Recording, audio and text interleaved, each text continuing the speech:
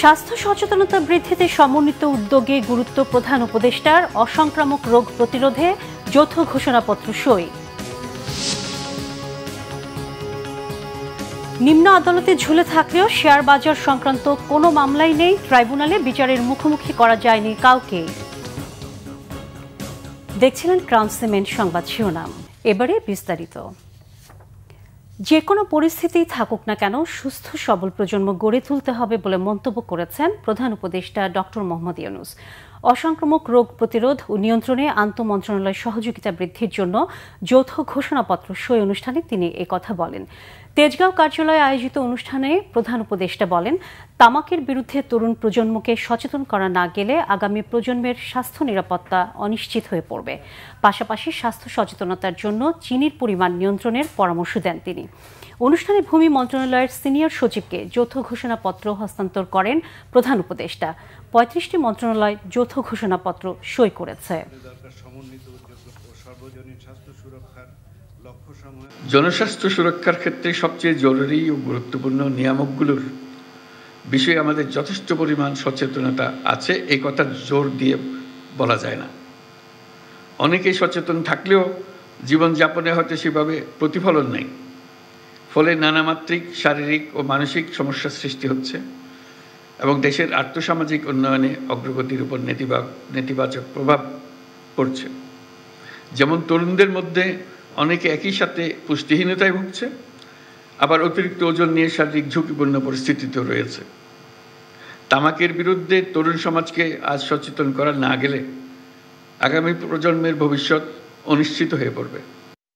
রাজধানীর ইউনাইটেড হাসপাতালে ভর্তি করা হয়েছে বিএনপি মহাসচিব মির্জা ফখরুল ইসলাম আলমগীরকে। আছেন চিকিৎসকদের নিবিড় পর্যবেক্ষণে। অসুস্থ হয়ে পড়লে রাত ১টার দিকে তাকে ইউনাইটেড হাসপাতালে নেওয়া হয়। তাৎক্ষণিক কিছু পরীক্ষা নিরীক্ষার পর তাকে হাসপাতালে ভর্তি করা হয়। জানা গেছে তার শারীরিক অবস্থা এখন স্থিতিশীল। দুপুরে চিকিৎসকরা আবার তার স্বাস্থ্য পরীক্ষা করবেন। এরপরই সিদ্ধান্ত হবে তাকে আরও হাসপাতালে রাখা হবে নাকি বাসায় পাঠানো হবে। চোখের চিকিৎসা শেষে গতকালই তিনি থাইল্যান্ড থেকে দেশে ফেরেন। পরে রাতে দলের স্থায়ী কমিটির বৈঠকেও অংশ নেন। বৈঠক শেষে অসুস্থ অনুভব করলে তাকে হাসপাতালে নেওয়া হয়। বিএনপির স্থায়ী কমিটির সদস্য ও ডাক্তার অধ্যাপক AZM জাহিদ হোসেন জানিয়েছেন, মির্জা ফখরুলের অবস্থা স্থিতিশীল। তার জন্য দেশবাসীর দোয়াও চান বিএনপির এই নেতা। ঢাকা বিশ্ববিদ্যালয় ছাত্র সংসদ ডাকসুর নির্বাচনে মনোনয়নপত্র ফর্ম জমার শেষ দিন আজ। গতকাল ছিল সংগ্রহের শেষ দিন। ডাকসু নির্বাচন কমিশনার অধ্যাপক জসিমউদ্দিন জানিয়েছেন, ২৮টি পদে ৬৫৮ জন ফর্ম সংগ্রহ করেছেন। সাধারণ শিক্ষার্থী ঐক্য জোটের ব্যানারে ফর্ম জমা দিয়েছে ইসলামী ছাত্র শিবির। ডাকসু নির্বাচনে গণতান্ত্রিক শিক্ষার্থীদের ঐক্যের ভিত্তিতে প্যানেল ঘোষণা করেছে ছাত্র ইউনিয়ন। প্রতিরোধ পর্ষদ নামে এই প্যানেলে প্রতিদ্বন্দ্বিতা করছেন বামপন্থী ছাত্র সংগঠনের নেতাকর্মীরা। তাদের বাইরেও অনেক শিক্ষার্থী এই প্যানেলে প্রার্থী হয়েছেন বলে নেতারা জানিয়েছেন। ছাত্রদলের নেতারা মনোনয়ন ফর্ম ওঠালেও এখনও আনুষ্ঠানিকভাবে প্যানেল দেয়নি সংগঠনটি। দর্শক, এই মুহূর্তে ঢাকা বিশ্ববিদ্যালয়ে আছেন বিশেষ প্রতিনিধি মুহিবুল্লাহ মুহিব। সরাসরি যুক্ত হচ্ছি তার সঙ্গে। মুহিব, মনোনয়ন জমা দিতে এখনো পর্যন্ত কারা এসেছেন? ছাত্রদলের সংবাদ সম্মেলন কখন, একটু জানাবেন। সোনিয়া, আমি এই মুহূর্তে রয়েছি ঢাকা বিশ্ববিদ্যালয়ের অপরাজেয় বাংলার পাদদেশে। কিছুক্ষণের মধ্যেই এখানে প্যানেল ঘোষণা করবে ঢাকা বিশ্ববিদ্যালয়ের, বিশেষ করে ডাকসু নির্বাচনকে কেন্দ্র করে প্যানেল ঘোষণা করবে জাতীয়তাবাদী ছাত্রদল। ইতিমধ্যেই কিন্তু সেই প্যানেল ঘোষণার জন্য ছাত্রদলের কেন্দ্রীয় নেতৃত্ব এখানে উপস্থিত হয়েছে এবং আমরা কিছুক্ষণ আগে কিন্তু গিয়েছি সিনেট ভবনে, যেখান থেকে মূলত এই নির্বাচনকে ঘিরে সকল প্রশাসনিক কার্যক্রম সেখানে চলছে। এবং আপনি নিশ্চয়ই জানেন যে গতকাল পর্যন্ত ফর্ম বিতরণ হয়েছে এবং আজকেই ফর্ম জমা দেওয়ার শেষ দিন এবং এই শেষ দিনে প্যানেল ঘোষণার পরপরই ছাত্রদল তাদের মনোনয়নপত্র জমা দিবেন এবং মূলত ইতিমধ্যেই কিন্তু ডাকসু নির্বাচনকে কেন্দ্র করে ঢাকা বিশ্ববিদ্যালয়ের যে নির্বাচনী আমেজ সেটি কিন্তু শুরু হয়েছে। আপনি নিশ্চয়ই জানেন যে জাতীয় সংসদের পর দ্বিতীয় পার্লামেন্ট খ্যাত এই ডাকসুর নির্বাচন নিয়ে কিন্তু ব্যাপক উত্তেজনা, ব্যাপক আগ্রহ রয়েছে শুধু ঢাকা বিশ্ববিদ্যালয়ের শিক্ষার্থীদের নয়, সারা বাংলাদেশের মানুষের। এবং এই নির্বাচন মামলাটির দিকে সারা দেশের মানুষ যেমন তাকিয়ে আছে যে কিভাবে কোন প্রক্রিয়ায় এবং কতটা সুষ্ঠু অবাধ এবং নিরপেক্ষভাবে অনুষ্ঠিত হয় নির্বাচন, সেটি কিন্তু দেখার জন্য মানুষ অপেক্ষায় রয়েছে। এবং জাতীয়তাবাদী ছাত্র দলের যেই আনুষ্ঠানিক প্রেস ব্রিফিং, সেটির পরে আমরা মূলত জানতে পারবো যে তারা কি নামে এই প্যানেলটি এই নির্বাচনে অংশগ্রহণ করতে যাচ্ছে। তো এই ছিল আমার কাছে সোনিয়া। ধন্যবাদ মুহিবুল্লাহ মুহিব। পুঁজিবাজার সংক্রান্ত মামলা দ্রুত নিষ্পত্তির লক্ষ্যে স্পেশাল ট্রাইব্যুনাল গঠন করা হলেও এখন একটি মামলাও নেই সেখানে। এমনকি ট্রাইব্যুনাল এখনো পর্যন্ত কাউকে বিচারের মুখোমুখি করতে পারেনি, যদিও এই সংক্রান্ত শত মামলা জমে আছে নিম্ন আদালতে। শেয়ারবাজার নিয়ে গোলাম ময়নুল আহসানের 3 পর্বের ধারাবাহিক প্রতিবেদনের শেষটি আজ। বড় প্রত্যাশা নিয়ে শেয়ার বাজারে কারসাজির বিরুদ্ধে ব্যবস্থা নিতে 17টি মামলা নিয়ে 2015 সালে 21 জুন কার্যক্রম শুরু হয় স্পেশাল ট্রাইব্যুনালের। উদ্দেশ্য ছিল 1996, 2010, 11 সালের শেয়ার বাজারে কেলেঙ্কারি মামলা ও পুঁজিবাজার সংশ্লিষ্ট মামলাগুলো নিষ্পত্তি হবে ট্রাইব্যুনালে। শুরুতে ট্রাইব্যুনালে 1996 সালের শেয়ার কেলেঙ্কারি 15টি এবং 2010-11 সালের 6টি মামলাও ছিল। অ্যাক্টিভিটিস হতে হলে তো আপনাকে মামলা ফাইল করতে হবে। আপনি তো মামলাই ফাইল করছেন না, কারণ আপনি তো কোনো ক্রিমিনাল মামলাই ওখানে নিয়ে যাচ্ছেন না, আপনি সব সিভিল মামলা করছেন।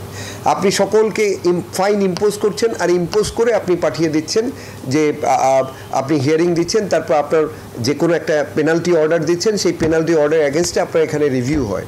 আর যদি রিভিউ হয় তাহলে তার ফোরাম, আর তো এখানে কোনো ফোরাম নেই। তাহলে আপনি যদি এখানে একটা অল্টারনেটিভ ফোরাম করে দিতেন তাহলে সে এখানে আসতো, তাহলে আর হাইকোর্ট বা সুপ্রিম কোর্টে আর যেতে পারতো না। যারা মার্কেট ম্যানিপুলেটর রয়েছে তাদেরকে যদি ট্রেস না করা যায় তথ্যপাত্যের ভিত্তিতে, তাতে যতই ট্রাইব্যুনাল শক্তিশালী হোক, তাতে কিন্তু উকিল মহোদয় কিন্তু তথ্যের বাইরে গিয়ে কোথাও থেকে তিনি এভিডেন্স আনতে পারবেন না। সুতরাং এভিডেন্সকে শক্তিশালী করা, মনিটরিংকে শক্তিশালী করা, যাতে যে কোনো পর্যায়ে মনিটরগুলো যেন এসএসসি যাতে ট্রেস করতে পারে, ট্র্যাক করতে পারে। আইনের স্পেশাল ট্রাইব্যুনালে সরাসরি মামলা করতে পারে না বিএসসিসি, তবে এর জন্য প্রয়োজনীয় সংশোধনী আসছে বলে জানিয়েছেন বিএসসিসির মুখপাত্র। একটা আইন হতে যাচ্ছে, যেটা আমরা মিনিস্ট্রিতে এটা জমাও দেওয়া হয়েছে। মিনিস্ট্রি এটা পাবলিক ওপিনিয়নের জন্য আপনারা এফআইডির ওয়েবসাইটে পাবেন যে এই খসড়া যে আইনটা, সেটার উপরে ওপিনিয়ন সিক করেছে। সেইখানে আমরা একটা প্রস্তাবনা দিয়েছি যে এসিসির যে মামলাগুলো, সেই মামলাগুলো এখন কগনিজেন্সে নেওয়ার জন্য এবং দায়ের করার জন্য এটা স্পেশাল ট্রাইব্যুনালেই যেন করা যায়, এই ধরনের প্রস্তাবনা আমরা দিয়ে রেখেছি। আর এই আইনটা যখন পাশ হবে তখন আমরা সরাসরি স্পেশাল ট্রাইব্যুনালে মামলা দায়ের করতে পারবো। 2007 সালে বিডি ওয়ার্ল্ডিং-এর শেয়ার কারসাজির অভিযোগে মামলা হয়। পরে মামলা বিশেষ ট্রাইব্যুনালে এলে ওই কোম্পানির ব্যবস্থাপনা পরিচালক ও একটি জাতীয় দৈনিকের সম্পাদকের 3 বছরের কারাদণ্ড ও 20 লাখ টাকা জরিমানা রায় হয়েছিল। কিন্তু 2015 সালে হাইকোর্ট সে রায় বাতিল করে দেয়। পরে বিএসসিসি আপিল করলেও গত 10 বছরেও সেটি আদালতের কার্যতালিকায় ওঠেনি। এর সাথে কথা বলে একটা সেপারেট এমন একটা কোর্ট করে দিতে পারে যে সিকিউরিটি এক্সচেঞ্জ কমিশন রিলেটেড যত মামলা আছে এই কোর্টে এনে এটা কুইক ডিসপোজালের জন্য ব্যবস্থা করা। যেমন আমরা দেখি যে হাইকোর্টের দুদকের আলাদা একটা বেঞ্চ আছে, ঠিক তেমনিভাবে যেগুলি কমার্শিয়াল ম্যাটার পেন্ডিং বা কমার্শিয়াল ইস্যু রিলেটেড, সেগুলির জন্য স্পেশালি টার্গেট করে দেওয়া 2 বা 3টা কোর্ট, যেটা রিট হোক, ক্রিমিনাল ম্যাটার হোক, সিভিল ম্যাটার হোক, সবই যেন এই স্পেসিফিক কোর্টে আসে এবং ওই স্পেসিফিক কোর্টে একটা কন্টিনিউ বা কুইকের ডিসপোজালের জন্য করে দেওয়া হয়। কারসাজিকারীদের শাস্তি নিশ্চিত করা না গেলে শেয়ার বাজারে কখনো অস্থিরতা কাটবে না বলে মনে করেন বিশ্লেষকরা। গোলাম ময়নুল আহসান, বাংলা ভিশন, ঢাকা। দর্শক, এই ছিল এখনকার মতো। পরের সংবাদ দুপুর 2টায়, এর আগে 1টায় রয়েছে নিউজ টপ 10, দেখার আমন্ত্রণ রইল। এছাড়া বাংলা ভিশন ও সংবাদ সংশ্লিষ্ট অনুষ্ঠান দেখতে ভিজিট করুন www.bvnews24.com ও facebook.com/banglavisionnews এবং সাবস্ক্রাইব করুন youtube.com/banglavisionnews। ধন্যবাদ সবাইকে।